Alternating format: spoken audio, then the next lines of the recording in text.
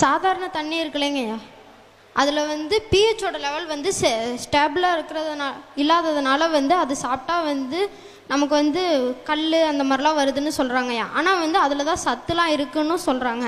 இப்போ வந்து மினரல் வாட்டரில் வந்து அந்த அந்த தண்ணி குடித்தோம்னா வந்து நமக்கு ஸ்டோன்லாம் எதுவுமே வராது. ஆனால் வந்து எல்லோரும் என்ன சொல்கிறாங்கன்னா அதில் எந்த சத்துமே இல்லைன்னு சொல்கிறாங்க. இப்போ எதைங்கய்யா குடிக்கிறது? நீ கேட்டியா? நீ பொம்பளை பிள்ளையா ஆம்பளை பிள்ளையா? மைக்கில் சொல்லு. ஆம்பளை பிள்ளைங்கய்யா. ஆம்பளை பிள்ளை.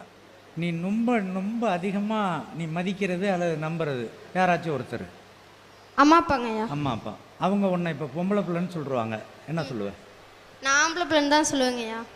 அப்பா அம்மா ஒன்றும் அவங்கள ஒன்றும் சத்தம் போட வேணாம், அதுங்களுக்கு ஒன்றும் தெரியல அப்படின்னு நினச்சிட்டு நீயாக தானே இருப்ப. அந்த தண்ணி கெட்ட தண்ணி, அதை குடிக்க வேணாம், அதில் கல் வரும்னு சொன்னால் அதுக்கு பேர் லூசு சொன்னிச்சின்னு நினச்சிக்க. சரிங்கய்யா. பாட்டில் தண்ணி ரொம்ப நல்ல தண்ணின்னு சொன்னால் அதையும் லூசு சொன்னிச்சின்னு நினச்சிக்க. நான் சொல்ல புரியுதா? தண்ணீர் என்பது யாராலும் படைக்க முடியாது. அது வந்து ஃபேக்ட்ரி ப்ராடக்ட் கிடையாது, நேச்சர் ப்ராடக்ட். பாட்டிலு மற்ற பொருளை மட்டும்தான் ஒருத்தன் படைச்சிக்க முடியும். தண்ணீர் ஃப்ரீ ஆஃப் காஸ்ட், நேச்சர் தான் ப்ரொவைட் பண்ணுது. அது நீர் சுழற்சிங்கிறது ஒரு பெரிய சப்ஜெக்ட். அதில் ஒன்றுவாக மாறி மேகத்திலேருந்து அப்படியே சுற்றி சுற்றி சுழண்டுக்கிட்டு வரும்.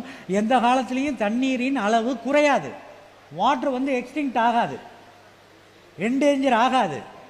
நம்ம இப்போ நீ வந்து நல்லா புரிஞ்ச நல்ல கேள்வி கேட்குற, அதனால் அது தொடருது எல்லாருக்கும் சேர்ந்தது தான். தம்பிக்கு பெரிய கேள்வி கேட்டிருக்காரு. இப்போ நீ வந்து பிரியாணி சாப்பிட்ற, சார் வந்து சாம்பார் சாதம், பாரி சார் தயிர் சாதம், நான் வந்து வாழைப்பழம் மட்டும் சாப்பிட்ருக்கேன். யார் அதிகம் தண்ணி குடிப்பா? பிரியாணி, அடுத்தது சாம்பார், அடுத்தது தயிர் சாதம், அடுத்தது நான். எனக்கு தண்ணி ரொம்ப கம்மியாக தானே தேவைப்படும். அப்போ தண்ணீரை நமது சாப்பாட்டு முறையில், இப்போ கைக்குத்தல் அரிசி நான் காலையில் சொன்னது, அதில் நீங்கள் சாப்பிடுவீர்களே ஆனால் ஒரு நாளைக்கு 3 லிட்டர் குடிக்கணும், 5 லிட்டர் குடிக்கணுங்கிற பேக்கேஜே கிடையாது. ஒன்று.